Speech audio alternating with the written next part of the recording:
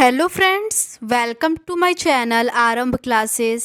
आज के इस वीडियो में हम लोग बिहार स्टेट पीजीटी हिस्ट्री में प्रीवियस ईयर में जो भी क्वेश्चंस पूछे गए हैं उसको आपके साथ डिस्कस करेंगे।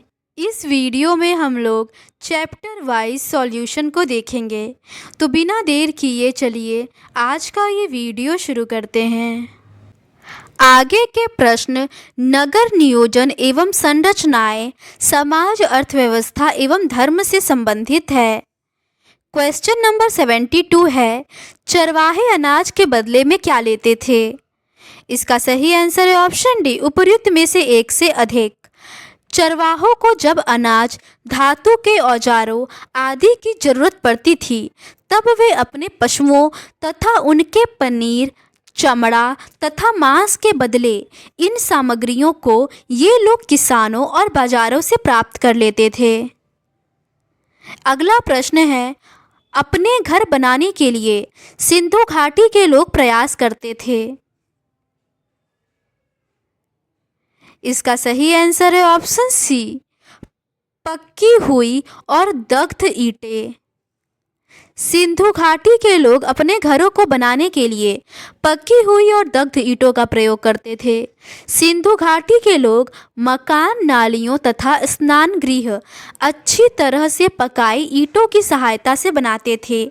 ईंटें चतुर्भुजाकार होती थी। सिंधु घाटी से प्राप्त सबसे बड़ी ईंट 51.43 सेंटीमीटर इंटू 26.27 सेंटीमीटर के आकार की हैं। अगला प्रश्न है, होर्डियम हेक्सास्टिकम किस फसल की प्रजाति है? इसका सही आंसर है ऑप्शन ए, जौ की। होर्डियम हेक्सास्टिकम जौ फसल की प्रजाति थी जो हड़प्पा सभ्यता में पाया जाता था। हड़प्पा सभ्यता में कृषि विकसित अवस्था में थी तथा यह अर्थव्यवस्था और नगरीकरण को एक आधार प्रदान करती थी। कृषि में गेहूं, जौ, कपास, मटर, कई प्रकार के फल और सब्जियों का उत्पादन होता था। सिंधु नदी इस सभ्यता के कृषि को आधार प्रदान करती थी। अगला प्रश्न है, किस सैंधव शहर का सबसे समृद्ध उद्योग सीप उद्योग था? इसका सही आंसर है ऑप्शन सी, बालाकोट। सैंधव शहर बालाकोट का सबसे समृद्ध उद्योग सीप उद्योग था। सैंधव शहर चनहुदड़ो और बालाकोट शंख और सीप उद्योग के महत्वपूर्ण केंद्र थे। चूड़ियाँ अक्सर शंख और सीप से बनाई जाती थी। नागेश्वर, कुतांसी, धोलावीरा, रंगपुर, नागपाड़ा आदि प्रमुख रूप से शंख व सीप उद्योग के केंद्र थे। अगला प्रश्न है, आमरी नामक सैंधव स्थल किस नदी के किनारे स्थित है? इसका सही आंसर है ऑप्शन बी, सिंधु नदी के। आमरी नामक सैंधव स्थल सिंधु नदी के किनारे स्थित है। आमरी स्थल की खोज और उत्खनन 1929 ईस्वी में एन.जी. मजूमदार ने की थी। यहाँ प्राक हड़प्पा के 4 पुरातात्विक स्तर मिले हैं।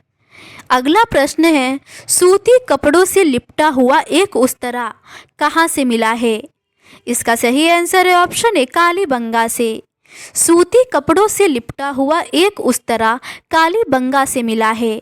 1952 में अमलानंद घोष ने कालीबंगा की खोज की तथा 1961 में बी लाल और बी.के. थापड़ के निर्देशन में कालीबंगा का व्यापक उत्खनन किया गया। कालीबंगा से हड़प्पा काल के तीनों काल के साक्ष्य प्राप्त हुए हैं। यहाँ से एक युग्म समाधान और प्रतीकात्मक समाधान के साक्ष्य भी मिले हैं। अगला प्रश्न है, किसने कहा कि मोहनजोदड़ो का शासन राजतंत्रात्मक न होकर जनतंत्रात्मक था? इसका सही आंसर है ऑप्शन सी, हंटर ने। हंटर ने कहा था कि मोहनजोदड़ो का शासन राजतंत्रात्मक न होकर जनतंत्रात्मक था, जबकि इरफान हबीब ने हड़प्पा संस्कृति को युद्ध जनित संस्कृति कहा है।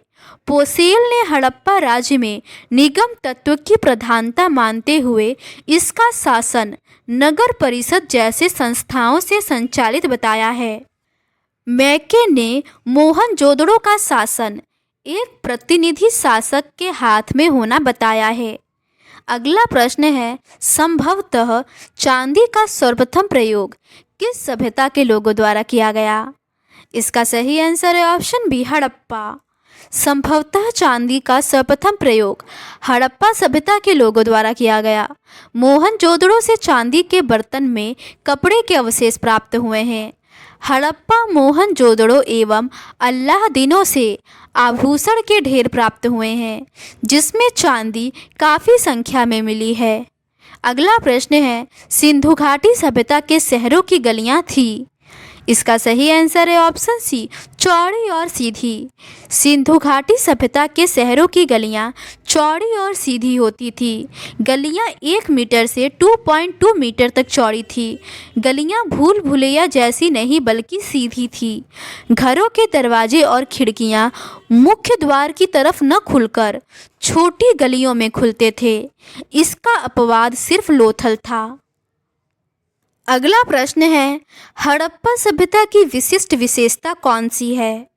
इसका सही आंसर है ऑप्शन डी, उपर्युक्त में से एक से अधिक। हड़प्पा सभ्यता की विशिष्ट विशेषताओं में नगर नियोजन, जल निकास प्रणाली, वृहद स्नानागार, अन्नागार, मुहरे, आभूषण, कला, मोहनजोदड़ो से प्राप्त कांस्य नर्तकी की मूर्ति, हड़प्पा से प्राप्त पाषाण निर्मित नर्तकी की मूर्ति, लोथल से प्राप्त गोदीवाड़ा आदि प्रमुख हैं।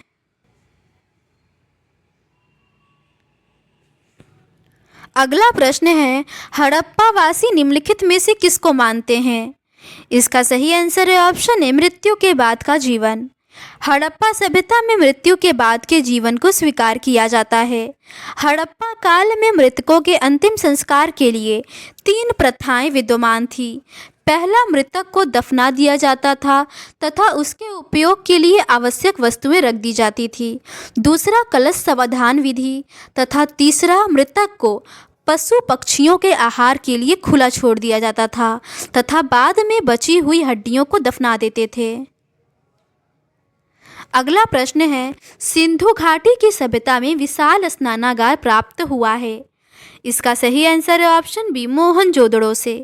सिंधु घाटी की सभ्यता में विशाल स्नानागार मोहनजोदड़ो से प्राप्त हुआ है। इसकी खोज 1922 में राखलदास बनर्जी ने की थी। मोहनजोदड़ो की सबसे महत्वपूर्ण संरचना विशाल स्नानागार है। अगला प्रश्न है, हड़प्पा लोगों के द्वारा किस पेड़ की पूजा काफ़ी की जाती थी? इसका सही आंसर है ऑप्शन बी, पीपल। हड़प्पा लोगों के द्वारा पीपल पेड़ की पूजा काफ़ी की जाती थी।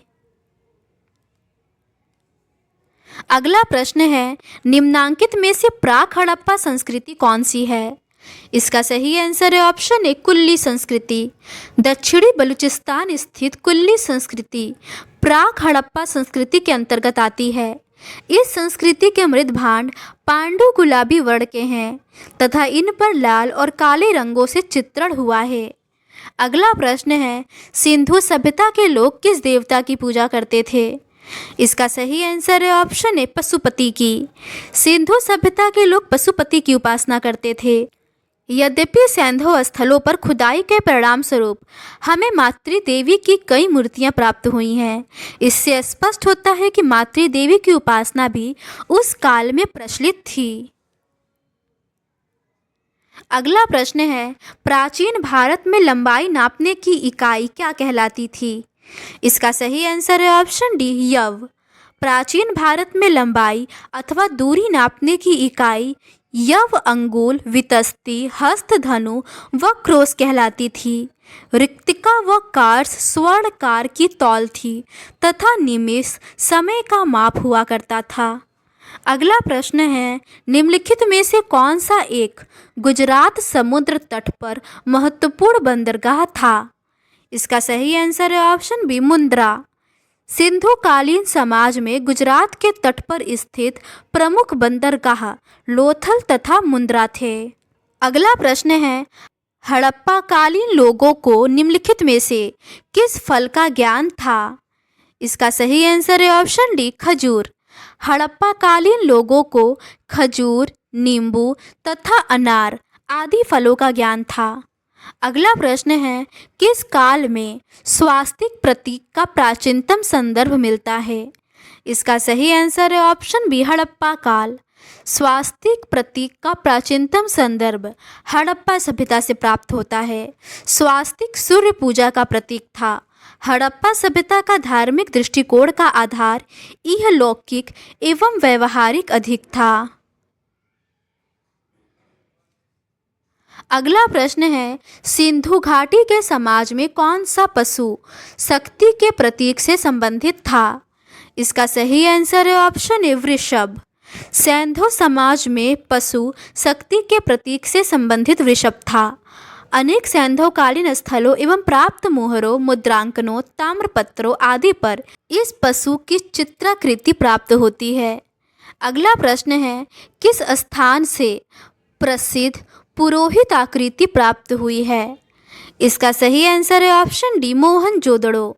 मोहनजोदड़ो से प्राप्त अवशेषों में पुरोहित आकृति की मूर्ति, महाविद्यालय, कांसे के नृत्य रथ नारी की मूर्ति, मुद्रा पर अंकित पशुपतिनाथ की मूर्ति, कुंभकारों के 6 भट्टे, सूती कपड़ा, हाथी का कपाल खंड, गले हुए तांबे के ढेर, सीपी की बनी हुई पटरी, अंतिम स्तर पर बिखरे हुए एवं कुएं से प्राप्त कंकाल एवं गीली मिट्टी पर कपड़े के साक्ष्य मिले हैं। अगला प्रश्न है, हड़प्पी स्थलों से नगर योजना के अंतर्गत गढ़ी नगर का मध्य भाग एवं बाहरी भाग प्राप्त हुआ है। अपने सही उत्तर का चयन निम्नांकित कूट के आधार पर कीजिए। इसका सही आंसर है ऑप्शन डी, केवल 4, धोलावीरा। हड़प्पी स्थल धोलावीरा से नगर योजना के अंतर्गत गढ़ी नगर का मध्य भाग एवं बाहरी भाग प्राप्त हुए हैं। धोलावीरा गुजरात राज्य के कच्छ जिले में स्थित है। अगला प्रश्न है, निम्नांकित हड़प्पा नगरों में कहाँ घरों के अंदर चौकोर या गोल अग्निकुंड पाए जाते हैं? निम्न में से सही उत्तर का चयन करें। इसका सही आंसर है ऑप्शन डी, तीसरा और चौथा, लोथल और कालीबंगा से। हड़प्पा संस्कृति में गुजरात स्थित लोथल तथा राजस्थान के गंगानगर में स्थित कालीबंगा से घरों के अंदर चौकोर या गोल अग्निकुंड के साक्ष्य मिले हैं। कालीबंगा में सिंधु सभ्यता के लोगों के पदार्पण के साथ आवास योजना में उल्लेखनीय परिवर्तन घटित हुआ। इस काल में पश्चिम दिशा में दुर्ग और पूर्वी दिशा में नगर क्षेत्र स्थित था। कालीबंगा में दुर्ग और नगर क्षेत्र दोनों ही रक्षा प्राचीर से घिरे हुए थे। दुर्ग में चारों दिशाओं में प्रवेश द्वार थे। तो आज के इस वीडियो में बस इतना ही। बाकी के रिमेनिंग क्वेश्चंस का डिस्कशन हम लोग इस सीरीज़ के नेक्स्ट पार्ट में करेंगे। अगर आपको ये सीरीज़ पसंद आती है तो please do subscribe to my channel and like this video. Thank you.